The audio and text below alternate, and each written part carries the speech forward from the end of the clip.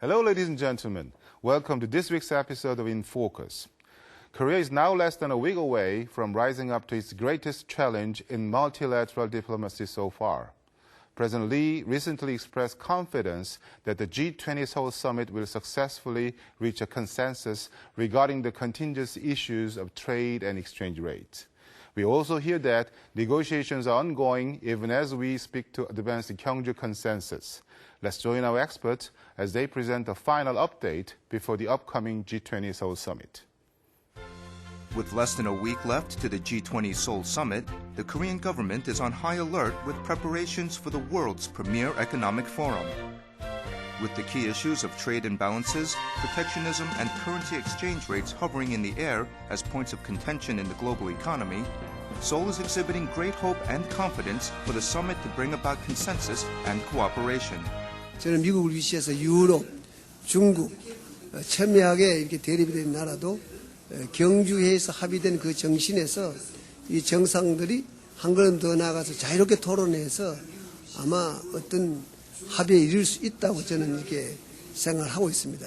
In addition to tackling the key issues of contention, Korea also hopes to establish the Korea Initiative as a future-oriented agenda to usher in balanced growth and the creation of a global financial safety net.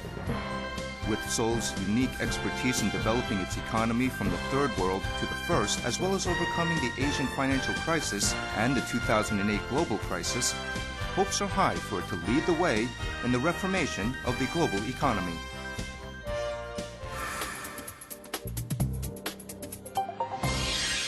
Welcome back.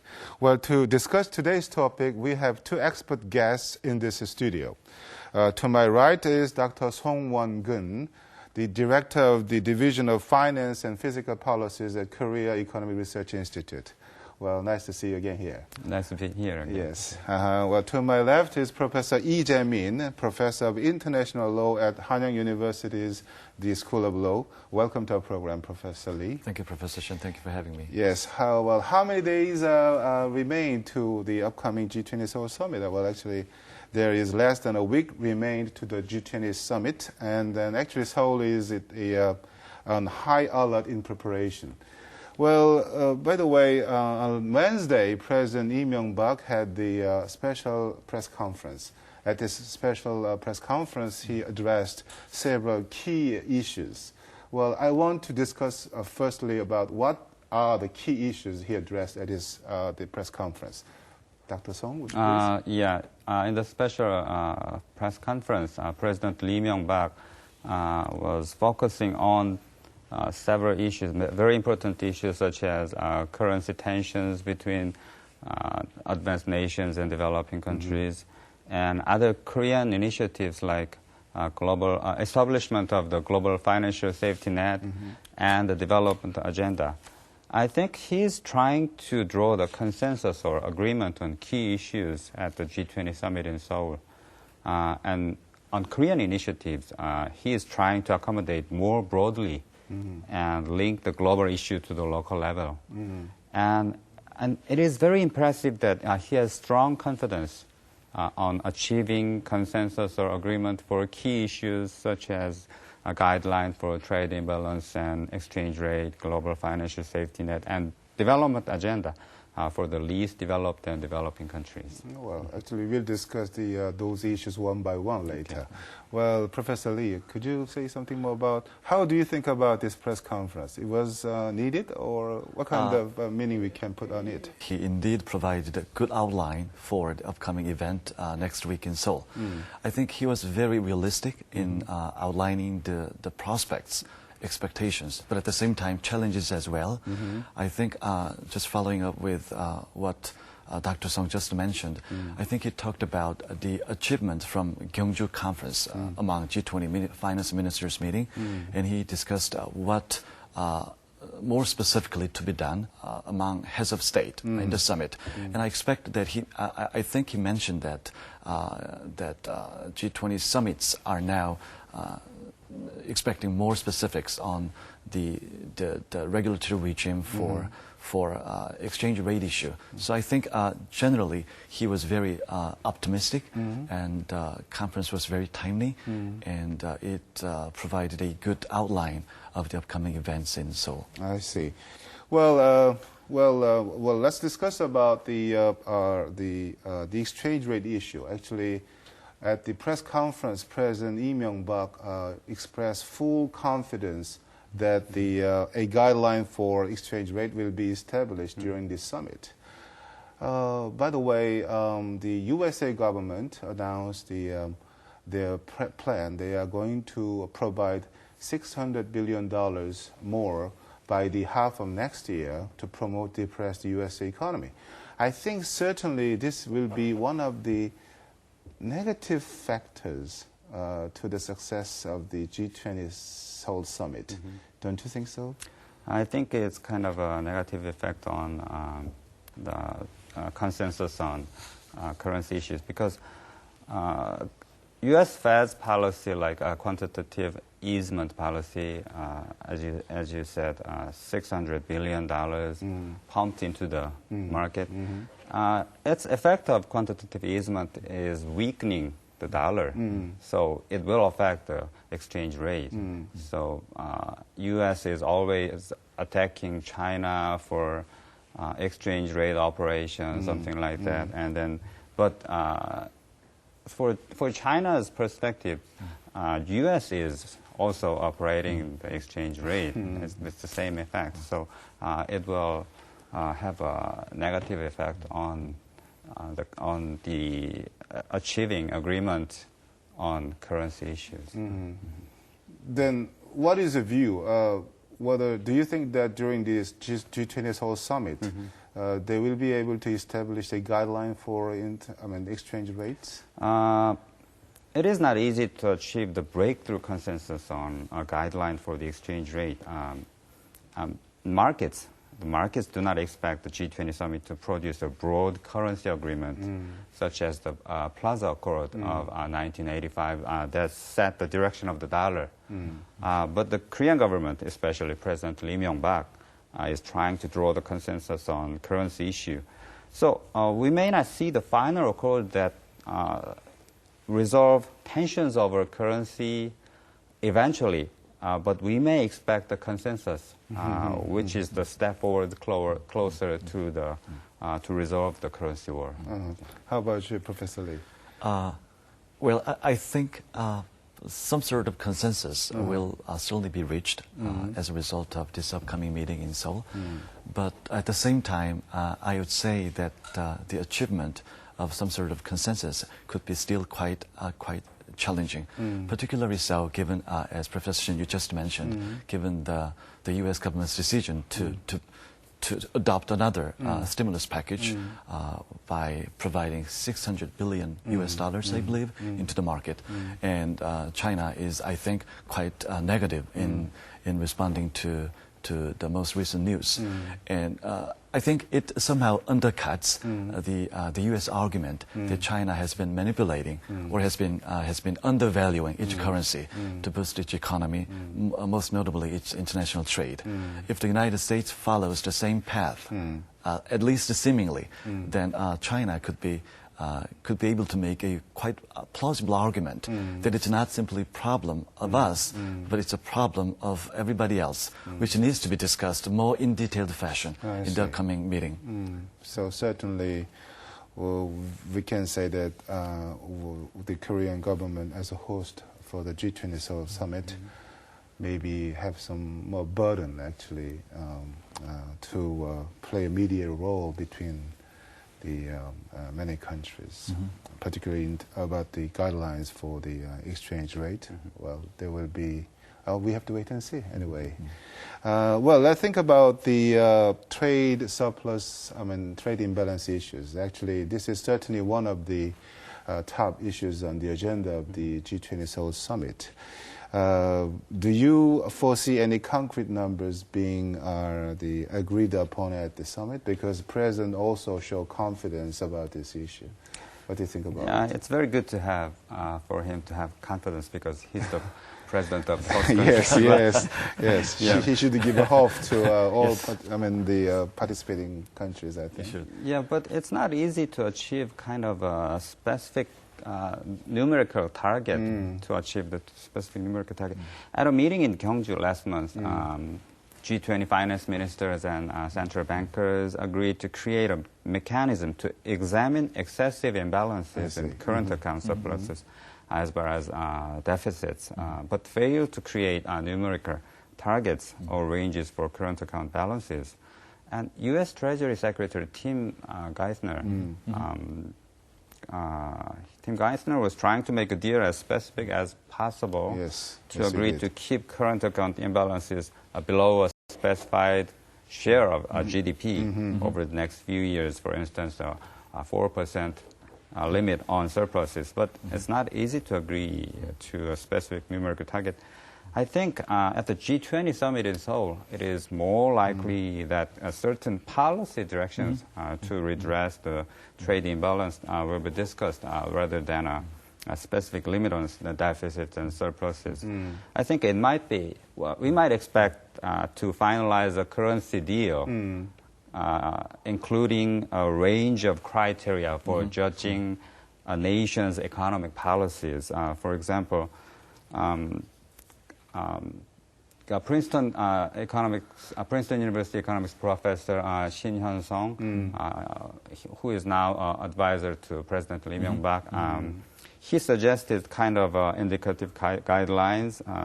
So it is called name and shame strategy. Name and shame strategy. The idea is that IMF, International Monetary Fund, will announce the countries with particularly large surpluses or deficits. IMF name it, and then which will make them feel pressure to alter their policies, including on exchange rate.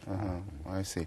Well, you're a lawyer, but anyway, but from the lawyer's perspective, maybe you have something to say about this issue.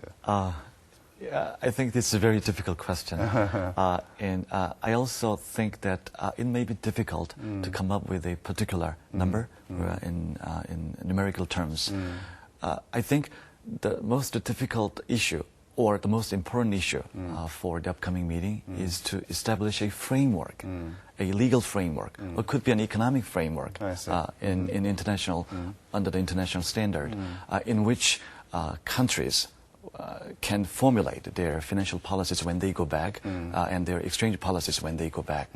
And adopting or establishing the framework itself could be very difficult, and the framework itself could be more valuable than the numerical terms, at least at this point. But again, ideally, I think having a numerical number could be necessary and essential to accomplishing the goals here. But at least agreeing upon the framework will be quite an accomplishment from this meeting, particularly so given the U.S. decision to do something more in boosting the economy. So I think the situation is still in fluid condition, which requires a more focus on the framework issue at this point. Well, that's quite very new approaches to this issue, actually. Well, many people said that Korean summit will be quite special because that it goes beyond the crisis management to address the sustainable and equitable development of a global economy. So, what do you think about this kind of the statements? I mean, Seoul summit will be different. Will be very special. Yeah, it is very special because it's the first G20 summit in Asia, and Korea is famous for its economic success from one of the poorest country to the not the richest one, but one of the rich countries right now. So its experience is very valuable to other developing economies, and then. So, one of the Korean initiative is development agenda for the world or for the advanced nations to help the developing countries and the least developed countries to have kind of infrastructure and institutions for sustainable development. So Korea is the experienced country and is kind of a host country who could do that. So this could involve the program for sharing the experience of economic development and other infrastructure and health and food problem, something like that. Yes, and actually at this summit, Korean government proposed several initiatives. We call them Korean initiatives, yes. As Dr. Song explained, that through the Korean initiatives, the Korean government tried to make progress in addressing the sustainable and equitable development of the global economy, I think. Do you have any other comments on this issue? Yeah, I think the G20 meeting in Seoul this time is quite unique, given the fact that this is the first meeting outside G7, original G7 member countries. And at the same time, as Dr. Song just explained, Korea is somehow in between developed states and developing states. And the issues that are raised now in international trade or international financial system involve the different views, I should say, if I may say, between developing states and developed states. If that's the case, Korea's unique position in this context could provide a valuable perspective to both developed states and developing states, which could ultimately help formulate a package which can be accommodated by both groups. So in that sense, Korea's role could be quite pivotal, particularly at this juncture. I see. Well, as we discussed already, but one of the important issues, which is going to discuss at the Seoul summit, that is the build the global financial safety net. But actually, this is the one of the idea coming from the Korean side. But to have a successful the global financial safety net, definitely we should consider the regional level financial safety net. For example, in ASEAN member countries, among ASEAN member countries, they have so-called Chiang Mai initiatives. Could you elaborate more about what Chiang Mai initiative is? Yes, Chiang Mai initiative is a kind of a regional financial safety net for Asian countries. It was established after 1997 Asian financial crisis, currency crisis. It is a multilateral currency swap agreement among 10 Asian nations. And plus three, yeah, yes. Korea, China, and Japan. And it draws from a foreign exchange reserves pool worth of $120 billion US. Its aim is to prevent from facing lack of foreign exchange on the event of internal or external financial shocks, such as global financial crisis or Asian currency crisis, by using multilateral currency swaps. So it is closely linked to one of the Korean initiatives, as you said, establishment or build-up of global financial safety net mechanism. So what kind of implications we can draw from the regional global financial net on the Korean initiatives? Because IMF already announced that it will expand and enhance the flexible credit line and establish a backup program called precautionary credit line. So it's a kind of a new scheme. New scheme will be introduced as a framework for a global financial safety net mechanism. But it is very important for establishing the link between IMF scheme and regional currency swap, such as CMI. It's a kind of a broaden the safety net, financial safety net. So it is very important, but it's not easy to establish the link between these two. So I think in the Seoul summit, it might be introduced the way for establishing the link between IMF scheme and the Chiang Mai regional currency swaps, such as Chiang Mai initiative. And then it will be discussed for the next summit. So right now, Korean government is pushing a plan to have the IMF work with regional currency swaps in times of crisis. I see. Well, let's talk about the quite different the topic, actually, issue. That is North Korea. We have divided into North and South for the last 5 decades. So some people is really worried about maybe North Korea, well, the stage some provocations during this whole summit, because that North Korea has posed a risks or threats on the Korean Peninsula. Actually, how do you view the possibility of the risks of such actions from the North? Again, I think it's quite a difficult question. From my recent trip overseas, just last week, I could see at the airport that the security level at Incheon Airport was very tight, yes. and many security measures are in place now. And also, as reported in newspapers, that the United States has requested China to exert some influence on North Korea to make sure that North Korea is not attempting or thinking to attempt any adventuristic move in the upcoming events. And I think the signals and advice from major countries are clear, and I think I think I'm quite confident that the security measures and the surroundings regarding upcoming meeting could be under control, as we have done successfully in previous international events for the past 2 to 3 decades. Yeah, I think that, yes, it should be finished very successfully without any problems, particularly not from North Korea. And then I agree with your opinion, actually.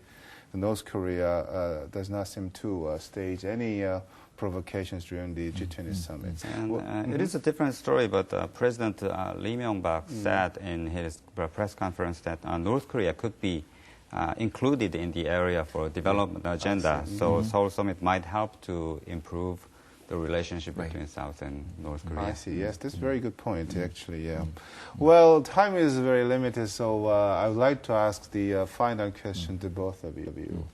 What kind of expectation do you have from the G20 Seoul summit? What kind of the outcome should come from G20 Seoul summit? Professor Lee? Well, G20 summit meeting just next week will provide I would say, a historic moment for Korea. Korea is now coming onto the center stage of international system. Korea has been a rules taker for the past 6 decades. Now Korea is presenting itself as a rules setter in the global norms, including financial system and trade system and other systems, etc. So I think this could be and should be and will be a very important moment for Korea for now and for the future. I see. Dr. Song? I hope that we could see the effective and implementable agreement on Korean initiatives. If G20 summit succeeds on agreeing these agendas, I think Korea will play a critical role. So these agendas are mainly for developing economies. So then Korea will become a leader of these countries and a mediator between advanced nations and developing countries. And I also hope we could see the agreement on currency issues. It is very important because it will help to reduce the global imbalances and make global economy grow sustainably. That's my hope. Yes. Well, today we discussed about the G20 Seoul summit, which is scheduled to be held in Seoul within a few days. I think, thank you very much for being with us today, Dr. Song and Professor Lee. Thank you. Thank you. Korea has been playing a huge role in the global economy this year as the great mediator working out a consensus across its uneven landscape. It has been chosen as a bridge between the past and the future and the global north and south because of its unique experience in crossing both frontiers. Let's now look forward to its efforts bearing fruit at the G20 Seoul Summit.